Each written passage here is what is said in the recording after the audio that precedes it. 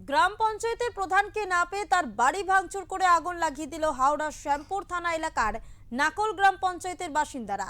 শুধু বাড়ি নয়, সমস্ত আসবাবপত্রতেও আগুন ধরিয়ে দিল এলাকার লোকজন। জানা গিয়েছে, নারকেল গ্রাম পঞ্চায়েতের প্রধান সদানন্দ দাস বিধানসভা নির্বাচনের ফল প্রকাশ হওয়ার পর থেকেই এলাকা ছাড়া। তার বিরুদ্ধে একাধিক দুর্নীতির অভিযোগ রয়েছে। শুক্রবার এলাকার লোকজন, বিশেষত মহিলারা উত্তেজিত হয়ে সদানন্দের বাড়ির উপর চড়াও হয়। বাড়ির ভিতরে ঢুকে ব্যাপক ভাঙচুর চালায় তারা।